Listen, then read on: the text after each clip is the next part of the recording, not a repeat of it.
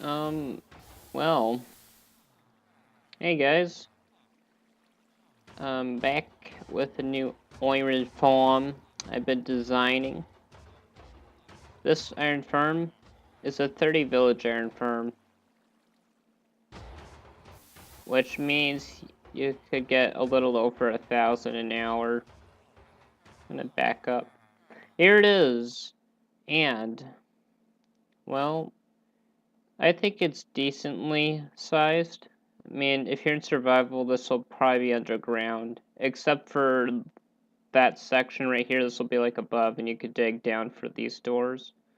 Because all the light you need to let down there is this little slit next to the spawn pads.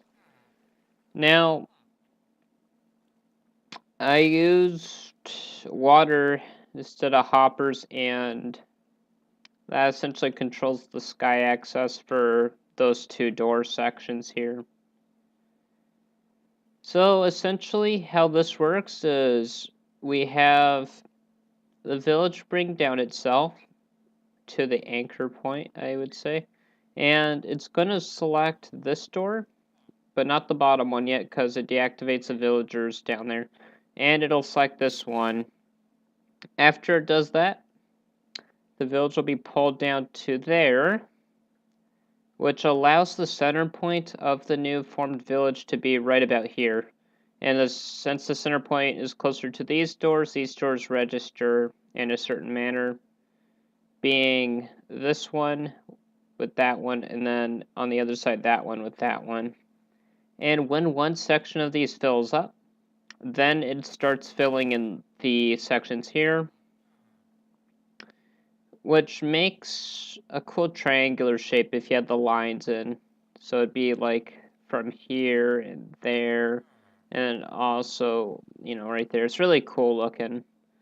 It looks like a cross, and I called it the Iron Cross for that reason. I'm going to show you the above. This is what it looks like above. Nice and hopefully simple. The logic I made, the reset's about 1 minute 40 seconds per iron farm, or village, I mean.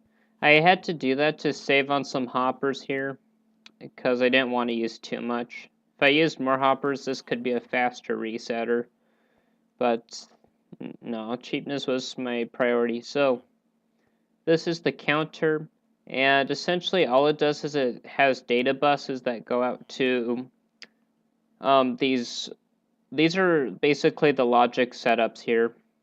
There's two kind of logic pairs that are the same. Right here is paired with that one, and then this is paired with that one. And I'll explain how each of them work. So what happens first? So if we go down to our little counter here, I've got 3 lines, and they essentially control the top door, and then you've got your second down, and then third, and then your fourth one.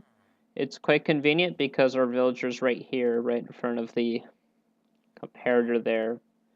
After that, after it brings the doors down, then you see the... Oh yeah, also another thing I'm going to point out. Each data line here is only for one kind of thing on each layer, so it's easy to keep track of. So this top one is going to control the top doors, obviously, and it does it to all the quads, or each quadrant area. It sends a signal out to these RS neural latches, and they switch over. So what this one does is it registers the top doors, and then this RS neural latch goes down here and turns off the bottom villager so that he doesn't accidentally register a door down there yet. So that's how we set up that. And then the next step is this line right here. So what this line does is it goes this way, and what I did just for symmetrical sake is I made this. You can have a 2x2 spiral. So I just built a spiral, and every time I needed to put a torch down, I just broke a block, lowered it. So it was really easy. Even you can just in survival super easy. You just go down, bust, change, and then keep going. It's really good. If you're digging down, for example, that's really easy. So yeah, it gets the bottom doors turned on, and that essentially pulls it, the center point down here. And the center point for all the stacked villages will be up here, so obviously this one is closer to those doors compared to the center point of these guys, so they don't break, essentially. So that happens. Now then, where do we go next? I have to go back up. Alright, we're almost done with the logic. So we've done that, and now what this one does, this line is going to reactivate the bottom villagers because now we've moved the village center down. So it's just going to go out to right here, and what this does is it turns on the bottom villagers, also turns off this torch. So when this line basically turns off again, it resets the neural latch there, which will actually close the water like this. And there's a specific reason why I had to do this with the vertical setup. The problem is if I didn't block the water off during the village's decay, the center point gets pulled down so far that the doors up here start connecting to already registered doors. So to prevent this, I essentially just make those doors not registerable by blocking them off again.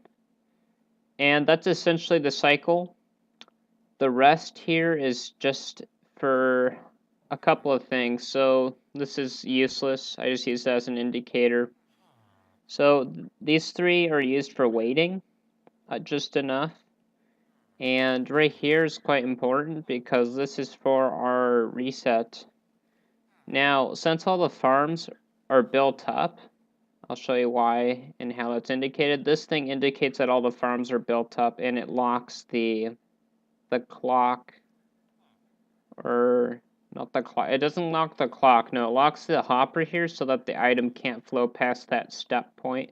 So it stays here, which depowers this thing that would actually keep the reset signal locked because it's an AND gate. So when this signal is on for the reset wire and this signal's on, that means we can essentially send the signal out. And what the reset does is it turns off all the villagers to the doors. It resets these pulse decrementers. So that's how we essentially register doors using decrementers. So it resets those. Also, it resets these. Because what happens in my design is once the 15 villages are filled, then it carries a wire over to the next 15 on this side by flipping the switch, which unlocks this guy right here, which starts decrementing this side. It also unlocks this section here so this doesn't pulse. So, yep, not so difficult if you were to walk through it and design it. Now, without realizing it, I did build in the negatives. I haven't tested yet, but the main purpose of this design was to make it non-locational nor directional. So if I get world edit on my hands, I'll do tests where I flip the farm 90 degrees, and it should still work because of some certain things. However, if for some reason in a different quadrant of the world, if the farm's not centered, I think a good way to fix that would to be setting these doors off by a certain amount. So that's something I'm going to test. But for now, if you want to build this and play safe, just stay in the negative chords, and yeah, you should be fine. Make sure you know which direction goes which too. I don't want to play risky yet. But yeah, it's quite nice. Unfortunately, in 1.13, some things have changed, so I have to use the old water platforms for now, but I have some ideas to maybe optimize the platforms. Now, I left this farm sitting for about 7 hours, and I got 7,000 iron back when I did some quick math, and that's pretty good. Maybe a little over, but yeah, it's good. And you're only going to be using, 11 hoppers, because you have 10 up here, and then you only have 1 for the collection down here. The way I set this up is quite nice. I used waterlogged stairs to make the water kind of curve into one hopper. You don't need these, by the way. I just use that to get more iron, essentially. And also, these villagers. There's only 20 villagers here. I think that's all you really need. You could put more if you want to play safe. I do have a theory in which you could put doors here and actually have 31 villages. You can have one preset village like a standard single cell, and then these could just connect into it. But that's just a theory. And I think that's all I wanted to showcase. I guess I could show you how the reset function works. It's quite simple. I made it really simple and stuff. So instead of using those hopper resetters, I just used an item despawn timer. I know it's slower, but it's cheaper. And the thing is, you could just use your poppies to keep filling it up. And you'll have plenty more poppies, I tell you. So what happens is, yeah, the item goes on there.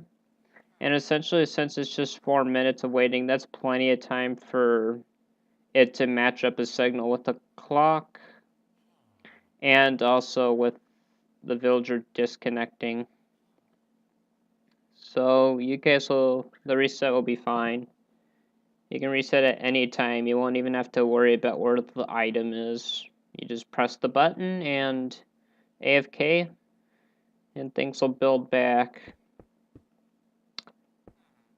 And alright. So,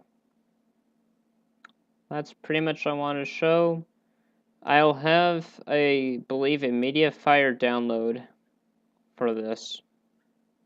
So, enjoy it, do what you want. You can even change it somehow, I don't know how. I think my next project will be figuring out how to just build a 60 village. Well, my main goal is to get to 240 villages without using slime. This is actually a completely slimeless design as well, as he could have told, or whatever. You could have just seen that by looking around. There's no slime. So that's a slimeless design. I've been working on slimeless designs now, because my last farm used lots of slime. Obviously, that farm would be super fast to build up because people with slime farms can literally just be rich on that. Okay, well, yeah, that's it. You enjoy it. I'll have like a small build cycle of the farm go on at the end, so I hope you'll